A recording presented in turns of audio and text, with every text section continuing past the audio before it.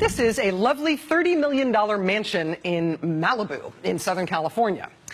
This is a bejeweled glove that Michael Jackson wore on the tour to support his album Bad. It's a crystal-encrusted Michael Jackson glove.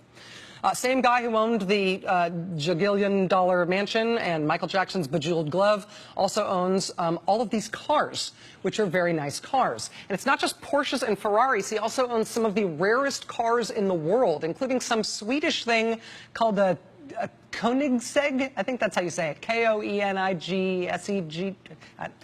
Koenigsegg.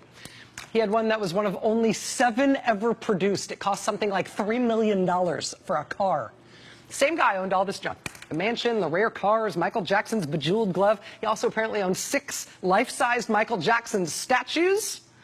Not all that big, actually. Michael Jackson wasn't all that. Anyway, all the same guy. And this is the part where I tell you the good news, that the guy who owns all of this stuff is not the latest announced nominee for the Trump cabinet. No, it is the vice president of a country called Equatorial Guinea. His dad is the president. He's the longest-serving president of any country on earth. He's been in power for 36 or something years. Last year, he appointed his son to be vice president, and so the son got famous for something other than having Michael Jackson's bejeweled glove. Equatorial Guinea is one of the poorest nations on earth. 3/4 of the population lives below the poverty line. Most of the country lives on less than $2 a day. But Equatorial Guinea has oil, a lot of it.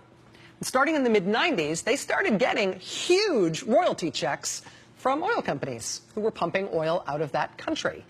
And because of that oil money, on paper, Equatorial Guinea is doing great. On paper, they've got the highest GDP per capita in Africa.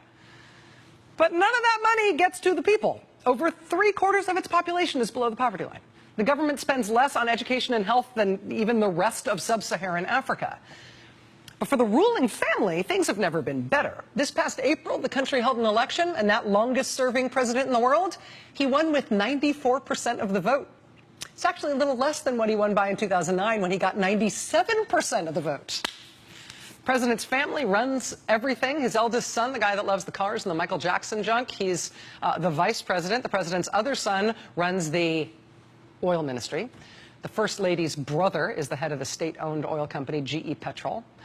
And as that family has made itself fabulously wealthy off the resources of that country, while the people of that country starve, it's now newly relevant here in our politics that the company that handed over all the money, the company that pumped all that money into Equatorial Guinea, the biggest oil company in the country, the company that brought the first oil field there into production in 1995, that company is, say it with me now, Exxon. Still does business there. Their own website, they brag about being the largest oil producer in that country. They are partnered with the state-run oil company run by the First Lady's brother. And if you want to know how the oil money for that country ended up not in that country, but instead just in the pockets of the ruling family, turns out it's really simple. Turns out when Exxon would pay Equatorial Guinea for allowing them to operate there and pump oil there, they would dump millions and millions and millions of dollars into the ruling family's personal Riggs bank account in Washington, D.C. Right through 2004, they were doing that when U.S. authorities discovered that bank account, and that became the subject of a U.S. Senate investigation. And that is now newly relevant because the guy who is maybe going to be our next Secretary of State was the CEO of Exxon when they were funneling money into the President of Equatorial Guinea's private account.